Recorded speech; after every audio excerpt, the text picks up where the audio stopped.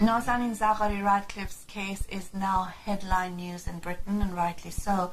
I mean, she is a woman who went with her small daughter Gabriella to Iran to visit her parents.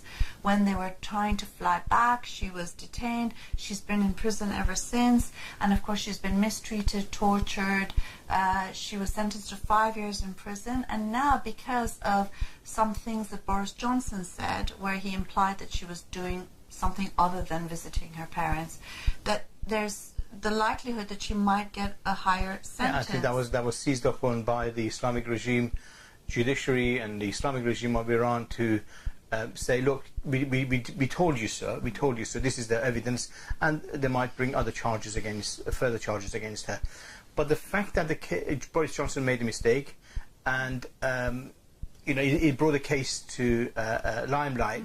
That's a good thing in a way, because the only way that the dual nationals' plight could be highlighted, and we know that the Islamic regime of Iran has a very clear policy, and has been carrying this out for many, many years, and they successfully, as far as they are concerned, they're holding dual nationals as hostages.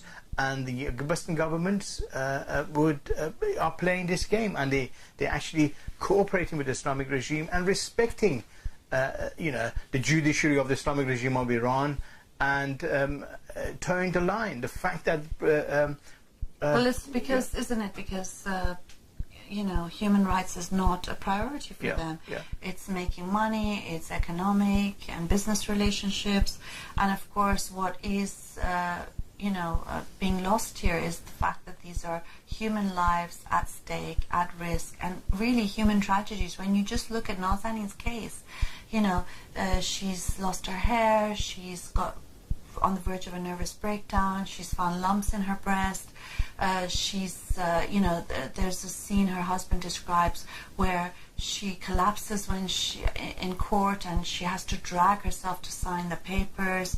She's been kept in solitary confinement. I mean, there's so many tragedies. Her daughter doesn't speak English anymore. The father hasn't seen their daughter in 19 months. I mean, it's a tragic case, and the fact that Boris Johnson refused to meet with Nazanin's husband for such a long time and only agreed earlier this week is because of the pressure. And so the pressure must be kept on Foreign Office, to keep her case in the media and limelight, and hopefully one day she'll be freed. Yeah, I mean, the thing is also that we have to remember that there are around 30 dual nationals that are being held in Iran. There's another grandfather, Kamal Foroughi, who is an Iranian UK national, who's 76, who's been in prison for many years now. You've got Siamak and Bagher Namazi, who are US Iranian nationals. You've got Saeed Malikpour. He's a Canadian Iranian national who's been in prison since 2008.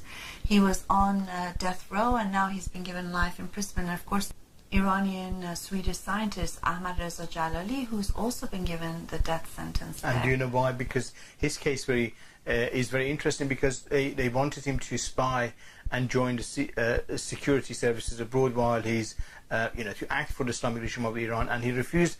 And immediately they arrested him and put him on trial and sentenced him to capital punishment. So one of the things that's clear now is that with Nazanin's case being headline news, there's a real chance that she might be able to come home very soon.